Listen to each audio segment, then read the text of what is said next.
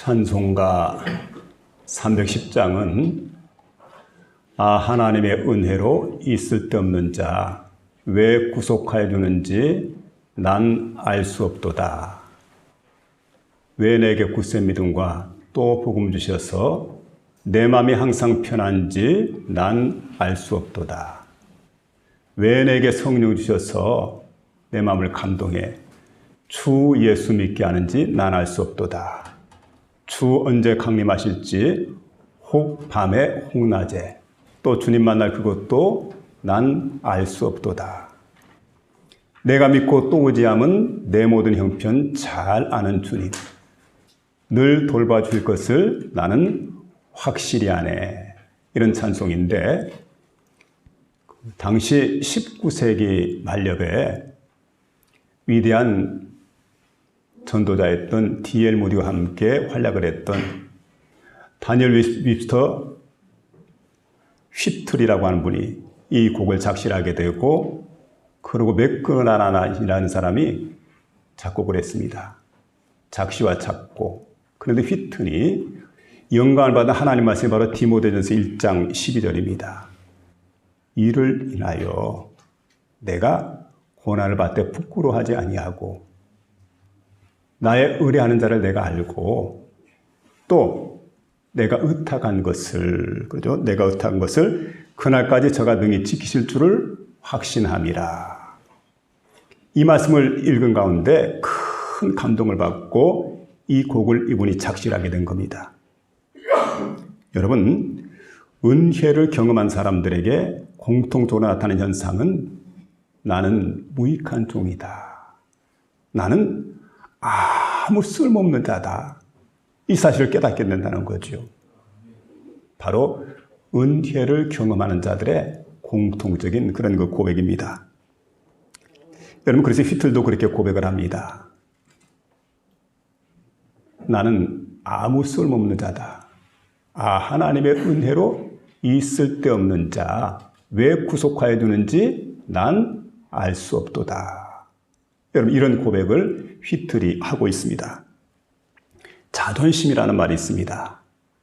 자존심의 그 사전적 용어를 보게 되면 이 자존심이라고 하는 것은 남에게 굽신거리지 않고 또 그 아첨하지도 않습니다. 아쉬운 말을 하지도 않습니다. 그리고 자신의 위엄이나 위신을 세워나가고 체면을 세워나가는 것, 이걸 가리켜서 자존심이다 이렇게 말하게 되는데 세상 사람들은 자존심을 대단히 중요시 여깁니다. 그래서 자존심을 세우려고 그럽니다. 자존심 없는 사람들 보게 되면 저 사람은 자존심도 없나 비아냥거리죠. 흉을 보게 됩니다. 근데 우리가 예수를 믿었습니다. 그리고 하나님의 은혜를 받고 생각해 보니까 이 자존심이라고 하는 것이 더 이상 필요가 없는 겁니다. 자존심을 다 내팽개쳐 버리죠. 그리고 나는 아무 쓸모없는 사람이다. 난 보잘것없는 사람이다. 하나님께 그렇게 나오는 사람들이 바로 은혜 받은 사람입니다. 바울이 그랬고 바로 휘틀이라는 사람이 그런 사람이었던 것을 우리가 성경을 통해서 깨달을 수가 있습니다. 여러분, 세상 사람들은 자존심을 가져야 된다고 말합니다. 근데 예수 믿는 사람들은 자존심을 버려야 된다고 말해요. 또 세상 사람들은 남에게 인정받기를 원합니다. 근데 우리 예수 믿는 사람들은 인정받는 것을 그다지 중요시 여기지 않습니다. 그리고 세상 사람은 자신을 대단히 중요시 여기지만 나는 그렇게 자신을 중요시 여기지 않는다는 거지요. 그리고 세상 사람들은 앉는 자리에 대해서 대단히 신경을 많이 씁니다만 우리는 애초부터 낮은 자리에 처하게 됩니다. 말석을 우리가 생각을 합니다. 겸손하기 때문에 가장 낮은 곳. 그 세상 사람들은 사람의 칭찬을 중요시 여기지만 예수 믿는 우리는 누굴 중요시 여기냐면은 하나님의 칭찬을 중요시 여기게 됩니다. 오늘 본문 말씀 보게 되면 사도 바울이 현재와 과거 그리고 미래를 쭉 설명하면서 한마디로 이렇게 고백을 하고 있습니다. 나의 나된 것은 하나님의 은혜로 된 것이다. 과거도 하나님의 은혜였고 현재도 하나님의 은혜고 미래도 하나님의 은혜다. 여러분 어떻게 생각하십니까? 우리도 똑같은 고백을 하나님께 드릴 수 있어야 됩니다. 나이나 된 것은 하나님의 은혜로다. 오늘 이 말씀을 생각해 보는 가운데 바울의 과거, 현재, 미래, 은혜로라 하고 고백하고 있는데 저와 여러분도 마찬가지로 하나님께 은혜로라 고백하는 복된 시간 될 수 있기를 주의 이름으로 부탁을 드립니다. 아멘. 먼저 여기 보니까 바울의 과거를 9절에 말씀해 주고 있는데 나는 사도 중에 지극히 적은 자라. 하나님의 교회를 핍박하였으므로 사도라 칭함을 받기에 감당하지 못할 자로다. 이렇게 이제 그는 고백을 하고 있습니다. 여러분, 바울은 정말 위대한 사도입니다. 왜 그럴까요? 바울은 가는 곳마다 하나님 복음을 전하게 됩니다. 그리고 복음을 전하면서 가는 곳마다 하나님 막 교회가 세워지게 돼요. 수많은 사람이 예수를 믿게 되고 변화가 일어나게 되고, 그리고 신약 성경 가운데 바울이 기록한 성경이 13권입니다. 만일에 히브리서가 들어간다고 하면 14권이에요. 그러니까 여러분, 꼭 신약 성경이 27권입니다. 그러니까 13권은 확실하고, 그리고 한 권은 조금 의심 가는 부분이 있어가지고 이 한 권은 저자가 누구인지 모르니까 여러분 신약 성경의 절반을 권수로면 그렇죠. 꼭 절반을 기록한 사람이 누구냐면 사도 바울입니다. 그리고 주님의 복음을 전하는데 목숨을 걸었습니다. 끝내 순교의 제물이 되게 됩니다. 근데 그가 얘기를 하죠. 나는 사도 중에 지극히 적은 자라. 사도라 칭함을 받기에 감당치 못할 자로다. 왜 이런 고백을 하고 있습니까? 왜 그럴까요?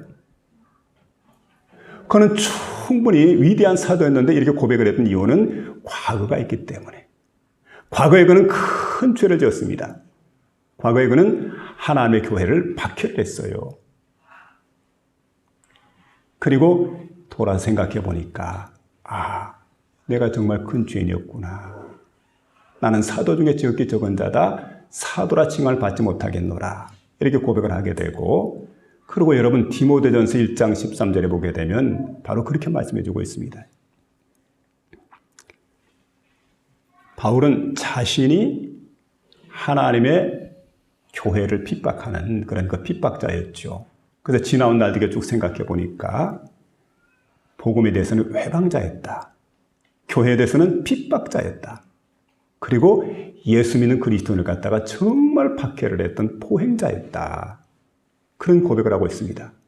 그런데 그런 자신을 하나님께서 버리지 않고, 만일에 여러분 범죄하는 그 현장에서 하나님께서 즉각적으로 벌했다고 한다면 벼락 맞아 죽어도 할 말이 없는데, 그런데 하나님께서, 우리 주님께서 그에게 큰 은혜를 베푸셔서 사도로 삼으셨습니다. 그리고 전 세계에 하나님 복음을 전할 수 있는 그런 능력도 허락해 주시고 함께하는 역사가 있는 걸 생각할 때 생각해 보니까 이 모든 것이 웬 은혜냔 말이에요. 그래서 자신 생각할 때 모든 게 바로 하나님의 은혜다. 하나님의 은혜가 아니고는 이런 일이 날 수가 없는데 하나님께서 베풀어 주신 그런 은혜였음을 그는 고백하고 있습니다. 그래서 은혜에 감격하지 않을 수가 없었죠. 그래서 바울은 여러분 은혜에 비추어서 자신을 바라볼 때 사도 중에 지극히 적은 자입니다. 그리고 사도라 칭함을 감당하지 못할 자입니다. 만삭되어 나지 못한 자와 같은 자신이었습니다. 그리고 또 이렇게 고백을 하게 되죠. 죄인 중에 내가 괴순이라. 이렇게 바울이 고백하는 걸 보게 됩니다. 그렇게 자신을 평가했는데 여러분 하나님의 은혜 받은 그 심령을 생각해 보니까 넘치는 은혜 가운데 자신의 지나간 과거를 바라볼 때 나는 이런 자였습니다. 고백하는. 여러분 존 뉴턴이라고 하는 사람이 있습니다. 18세기에 굉장히 불량한 청년이었습니다. 게다가 악행자였습니다. 얼마나 죄를 많이 지었는지 아버지가 그를 다스릴 길이 없습니다. 그래서 아버지가 그를 해군에 입대를 시켜버렸습니다. 강제 입대입니다. 그런데 군에 톡 들어가 보니까 여러분 군 생활이 얼마나 엄격합니까? 얼마나 규칙적입니까? 그 군 생활에 적응하지 못하고 탈영을 해버렸어요. 탈영을 해서 그는 붙들렸습니다. 그리고 죽지 않을 만큼 배를 맞았어요. 그리고 감옥에 들어가게 됩니다. 얼마나 감옥에서 고생을 했는지. 그런데 여러분, 이렇게 고생을 함에도 불구하고 자신의 잘못을 뉘우치지 않습니다. 회개하지 않는 겁니다. 옛 생활을 고치려 하지 않습니다. 그 광경을 지켜보고 있던 함장이 화가 났습니다. 이놈 이대로 둬서는 안 된다 생각을 하다가 아프리카 노예선에다가 팔아버렸어요. 그러니까 여러분, 아프리카 대거에 떨어졌는데 한 조그마한 섬에 들어가가지고 18개월 동안, 그러니까 1년 6개월 동안을 갖다 죽지 않을 만큼 고생하고 노예로서의 삶을 살게 됩니다. 근데 가까스로 노예가 무역선에 발견돼가지고, 이 무역선이 영국으로 들어가는 영국 무역선입니다. 본국의 무역선이죠. 얼마나 다행입니까? 그래서 이제 영국 본국으로 돌아오게 되었습니다. 돌아왔는데 새로운 사업을 시작하게 됩니다. 근데 보세요. 여러분, 죽었다가 살아난 사람 아닙니까? 노예 생활하다가 자유를 얻게 되었으면 정신 차려야 되는데 정신 차리지 않고 옛날 생활했던 걸 경험 삼아가지고 그 악명 높은 노예선의 선장이 되었다는 거예요. 그리고 수많은 노예를 갖다 사다가 노예를 팔게 되는 그런 못된 짓을 하게 되는데 그게 그 배의 선장이에요. 죄 짓는 현장. 여러분, 이렇게 많은 노예를 사다가 이게 팔려고 하는데 바다 한가운데 이렇게 지나가는데 항해를 하는데 그만 큰 폭풍을 만나게 됩니다. 그는 엄청난 폭풍 앞에서 구부러지게 되죠. 그리고 드디어 하나님을 찾게 됩니다. 그리고 다행히도 거기에서 하나님 만나게 됩니다. 하나님의 은혜로 신학교로 들어갔습니다. 목사가 되었습니다. 그리고 지난날을 회상해 보니까 얼마나 자신이 큰 죄인이었는지.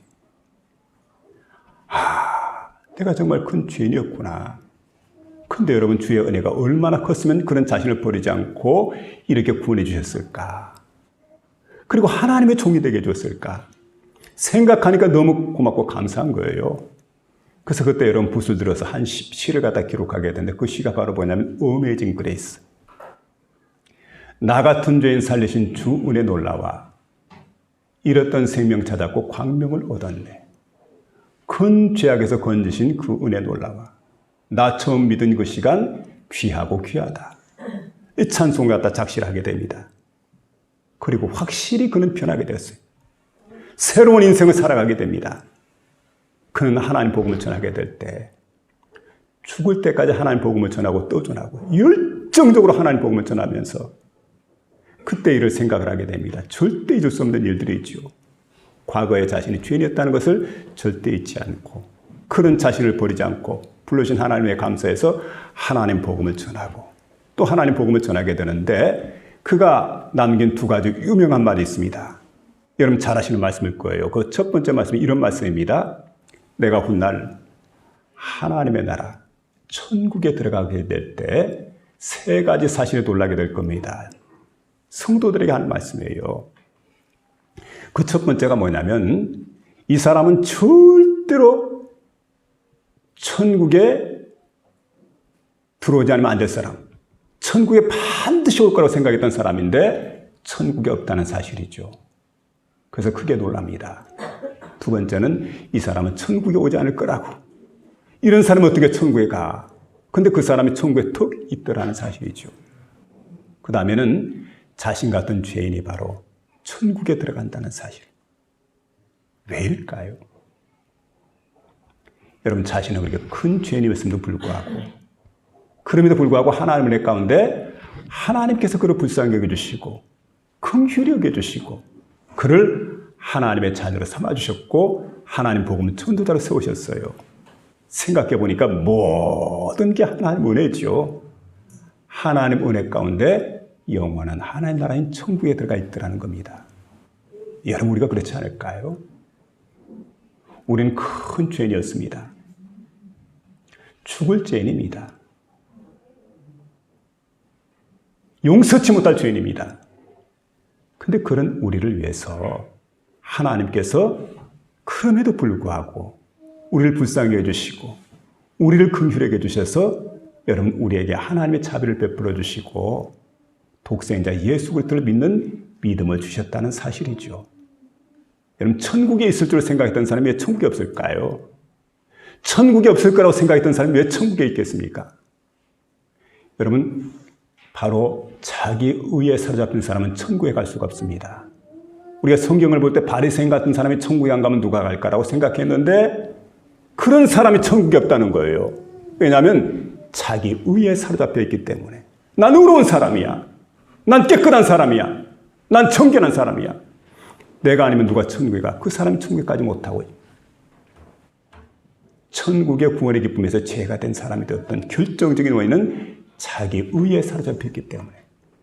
근데 여러분, 세리와 같은 사람, 창기와 같은 사람, 세상에 손가락질 당한 사람이 하나님 나라인 천국에 와 있습니다. 왜 그 일이 가능했을까요? 그는 철저하게 자기 잘못을 회개하고 뉘우치고 돌이켰기 때문에 이런 사람이 바로 하나님 나라 천국에 들어갈 수 있었다는 거예요. 우리 마찬가지.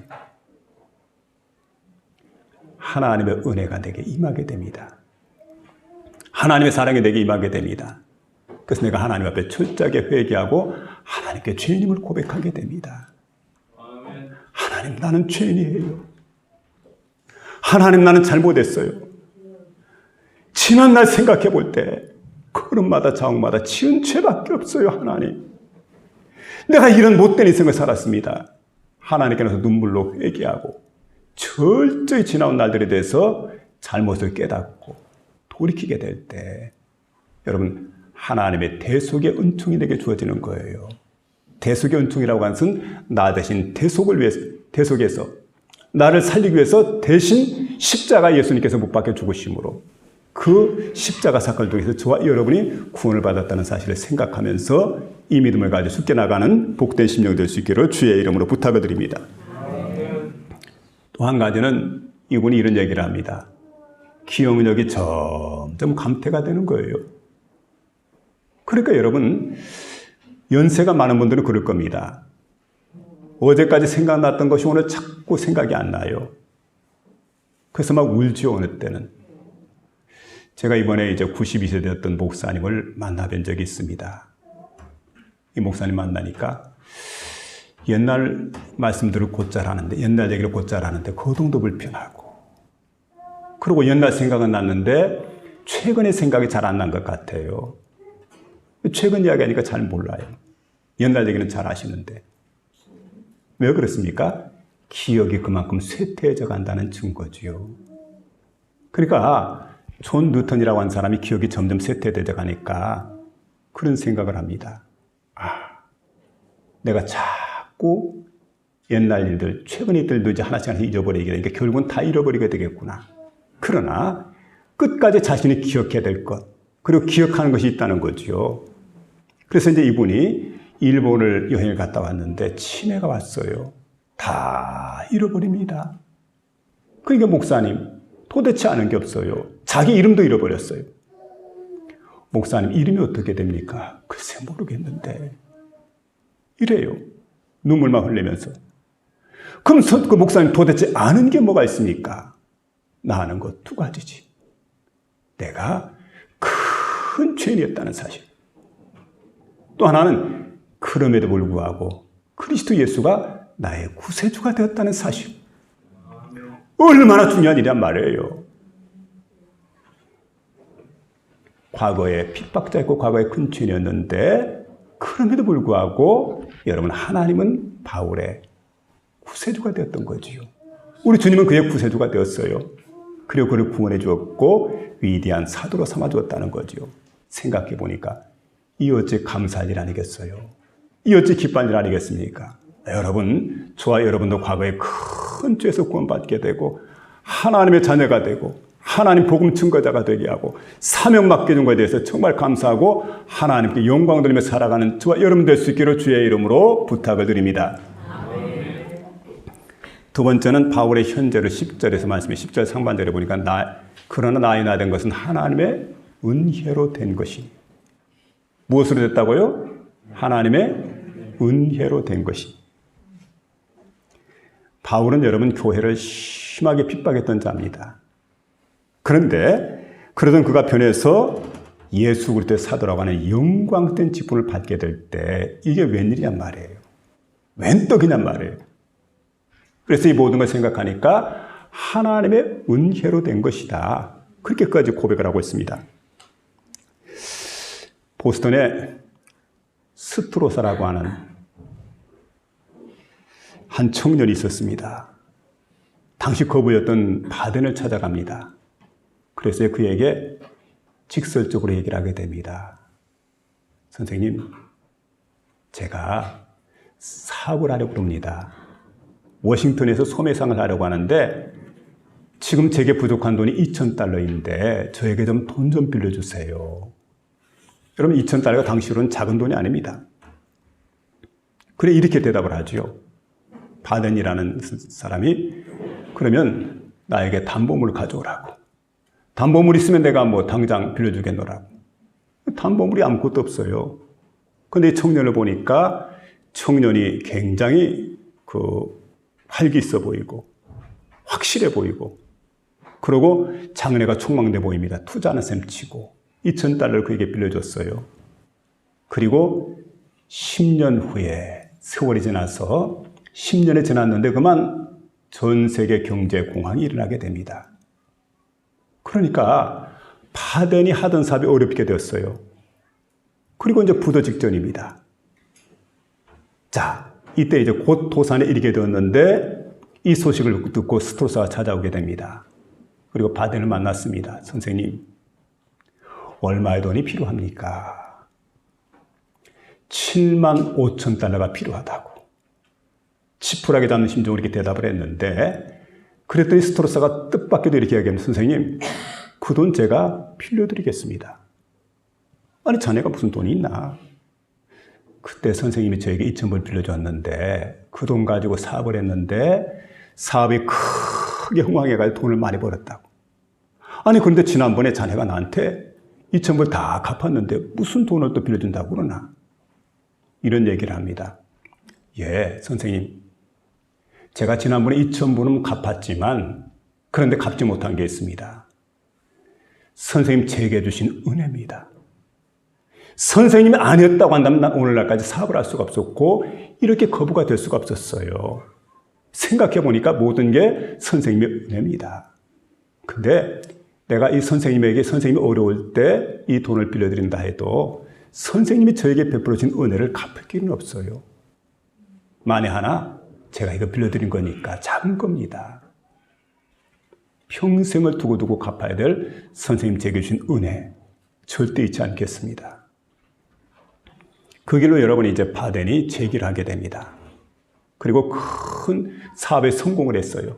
큰 돈을 벌었다는 얘기죠. 마찬가지로 스트로사도 큰 돈을 벌게 됩니다. 여러분, 뭘 우리에게 이야기해 주고 있습니까? 하나님의 은혜예요. 우리에게 베풀어 준 하나님의 사랑이에요. 하나님은 평생 우리에게 사랑을 베풀어 줬어요. 평생 은혜를 우리에게 베풀어 줬어요. 내가 받은 사랑 어떻습니까? 내가 받은 은혜가 얼마나 큽니까? 하늘을 두루마리 삼고 바다를 몸을 삼아서 그 크신 하나님의 사랑을 기록한다 해도 다 기록할 수 없는 그 엄청난 사랑을 내가 받았는데 여러분, 만에 하나죠. 그래서 여러분, 모든 게 하나님의 은혜입니다. 칭찬도 은혜예요. 책망도 은혜입니다. 실패도 은혜입니다. 성공도 은혜입니다. 건강도 은혜입니다. 심지어 질병도 하나님의 은혜입니다. 모든 게 하나님의 은혜다.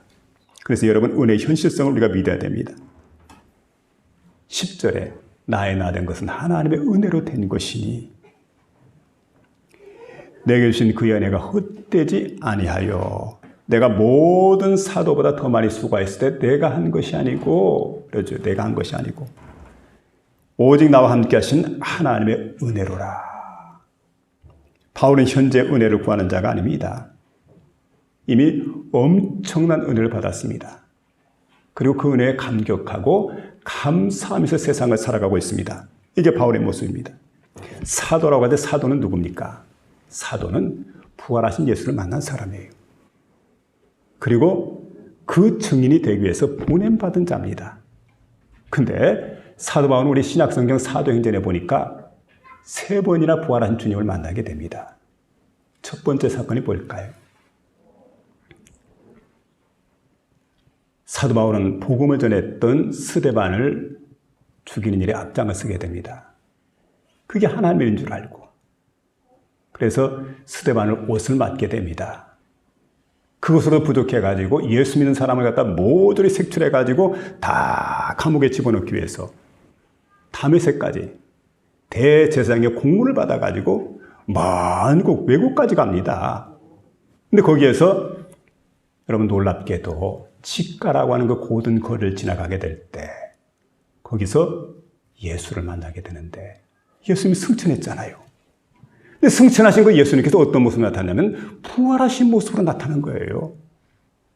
그리고 거기에서 예수님 만나게 될 때 예수님께서 이렇게 말씀하시는 겁니다. 바울아, 바울아. 내가 왜 가시체를 뒷발질하느냐? 내가 왜 하나님 교회를 핍박을 해? 가시체를 왜 뒷발질하느냐? 여러분, 가시체를 뒷발질하면 자신에게 큰 피해가 있을 수밖에 없습니다. 그리고 훗날 조금 더 시간이 지나서 그가 눈이 멀게 됩니다. 눈이 멀고 난 다음에 그를 위해서 아나니아를 보내면서 이제 안수기도를 하라 할 때 그때 그에게 주신 말씀이 뭐냐면 주께서 이르시되 가라. 이 사람은 내 이름을 이방인과 임금들과 이스라엘 자손들에게 전하기 위해 택한 나의 그릇이다. 여러분, 이방인을 위해 택한 그릇이에요. 가라. 여러분, 그는 승천하신 예수님을 바로 부활하신 모습으로 만나게 되었습니다. 그런가 하면 고린도 전서 가운데 보게 되면 그가 또다시 주님을 만나게 됩니다.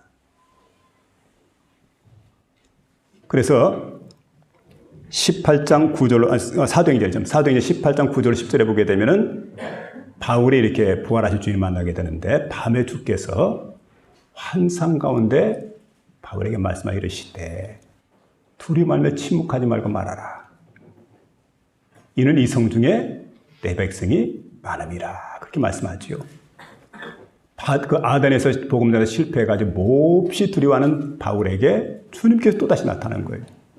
그런가 하면 사도행전 23장에 예루살렘 공회 앞에서 그때 주님께서 바울에게 또 나타납니다. 여러분, 그때 주시는 말씀이 바로 그 말씀이죠. 11절 말씀 보니까 사도행전 23장 11절 그날 밤에 주께서 바울 곁에 서서 이르시되 담대하라. 내가 예루살렘에서 나의 일을 증거한 것 같이 로마에서도 나의 일을 증거하여 하리라. 그는 가는 곳곳마다 하나님 복음을 전했습니다. 여러분, 3번씩이나 주님을 만나게 되죠. 그 주님 어떤 주님입니까? 부활하신 주님. 그리고 그는 부활을 증거하는 가운데 사도라는 영광의 직분을 얻게 되는, 전적으로 이 모든 것들이 하나님의 은혜 가운데 주어진 일이었다 하고 그는 고백하고 있는 걸 볼 수가 있습니다.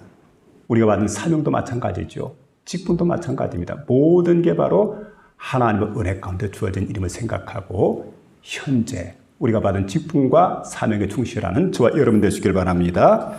10절 하반절에 보니까 바울의 미래에 관한 말씀입니다. 바울은 수고로운 일을 했습니다. 대단한 일을 했습니다. 열심히 말씀을 가르쳐서 안디옥 교회를 크게 붕흥시켰습니다. 세계 곳곳 가는 곳마다 복음을 전하게 되는데 1차, 2차, 3차 막 계속 전도여행을 떠나게 되고 그러고 로마까지 가게 되고 꿈에도 소원하는 그런 그 서바나까지, 로마뿐만 아니라 서바나까지 그는 하나님 복음을 전하기를 원했던 간절한 열망이 그의 마음속에 있었습니다. 자, 그래서 그는 가는 곳마다 이렇게 하나님 복음을 전할 때 수많은 사람들이 예수를 믿게 되고 하나님의 교회가 이렇게 세워지게 되고 옥중에서 또 편지를 보내게 됩니다. 그러면서 그 편지를 통해서 많은 사람을 격려를 했습니다. 많은 사람을 위로를 했습니다. 그리고 진리 가운데 설 수 있도록 그들을 도우는 그런 역할을 했습니다. 그렇게 볼 때 바울은 정말 위대한 사도였구나. 근데 여러분, 그 일을 위해서 고난을 많이 받고 핍박을 많이 받고 정말 슈퍼맨처럼 그런 많은 일을 했습니다. 어떻게 그런 일이 가능했을까? 그는 내게 주신 은혜를 생각했기 때문에 가능했어요. 내가 누구냐 말이에요. 나 같은 죄인을 버리지 않고 내게 큰 은혜를 주셔서 사도가 되게 주었기 때문에 나는 보통 사도와 똑같을 수가 없죠. 그들보다 훨씬 더 많은 수고를 하는 거예요. 그리고 훨씬 더 많은 복음을 전하려고 힘쓰고 애를 썼던 그런 바울의 모습을 보게 될 때 은혜의 현재성 때문입니다. 은혜의 미래성. 그래서 여러분 시편 116편 12절에 보니까 그렇게 말씀합니다. 내게 주신 은혜를 내가 무엇으로 보답할꼬. 내게 주신 은혜. 하나님 내게 주신 은혜. 내가 무엇으로 보답할꼬. 여러분 은혜 받았습니까? 사랑을 내가 입었습니까? 그럼 우리는 빚진 자 아니겠어요? 그렇다면 여러분 내게 주신 은혜를 내가 무엇으로 보답할까 하는 그런 마음 가지고 살아야 돼요. 오늘 10절 하반절 이하에 보게 되면 이렇게 말씀합니다. 내게 주신 그 은혜가 헛되지 아니하여 내가 모든 사람보다 더 많이 수고하였으나 내가 아니요 오직 나와 함께 하신 하나님 은혜로라. 그러므로 내나 저희나 이같이 전파함에 저희도 이같이 믿었느니라. 1840년대 1840년도지요. 이때 데이빗 리빙스턴 아프리카에서 선교를 하고 돌아왔습니다. 1차 선교 대회를 마치고 그 보고를 하게 되는데 그때 이제 그 많은 환영 인파가 몰려들게 되는데 그를 천사처럼 떠받들게 돼요. 그러니까 뭐 케임브리지라든지 옥스퍼드 같은 명문 대학에서는 막 박사학위를 수여하는데 그때 케임브리지 대학에 가서 그가 이렇게 고백을 하게 됩니다. 여러분, 많은 사람이 저를 희생한 사람으로, 봉사하는 사람으로 그렇게 떠받들게 되는데 저는 그럴 만한 위인이 못 됩니다. 왜냐하면 제가 하나님께로부터 받은 은혜가 있거든요. 근데 내가 받은 은혜를 생각할 때 그 은혜를 내가 갚고자 하는 마음이 내 마음속에 있었는데 그래서 제가 아프리카로 떠난 거 아니겠습니까? 그래서 선교사로 갔는데 나는 거기에서 일하는 게 하나님께로부터 받은 은혜 10,000분의 1도 안 된다고. 그것도 갚지 못했다고 생각하는데 여러분 내가 어떻게 봉사하고 어떻게 희생한 사람이라 할 수 있겠습니까? 나는 내가 받은 은혜를 압니다. 그는 은혜를 크게 생각을 했습니다. 그리고 자신이 한 업적은 아주 작은 것을 생각했습니다. 그리고 영광을 하나님께 돌리는 거예요. 모든 일은 내가 한 것이 아니고 하나님께서 하셨습니다. 아멘. 귀한 고백이죠. 우리가 그렇게 섬겨야 돼, 하나님. 많은 사람이 칭찬합니다. 참 당신 위대합니다. 이번 노예 가니까 그 얘기를 해요. 우리 루벤 목사님이 시골의 작은 교회, 장목교회가 우리 인도의 17교회를 갖다가 세우는 일에 협력을 했습니다. 17개. 작은 게 아니죠. 근데 여러분 사람들이 와가지고 막 만나려고 그래 저한테. 그래서 제가 피했죠, 자리를 갖다가. 그거 제가 한 일도 아니고 우리 교회가 한 일도 아니고 하나님 하신 일이에요. 하나님 은혜 주셨기 때문에 가능케 해줬기 때문에 영광을 누가 받아야 됩니까? 하나님 받으시면 되는 겁니다. 모든 영광을 하나님께 돌립니다. 여러분 은혜의 미래성입니다. 내게 주신 하나님의 은혜, 내게 주신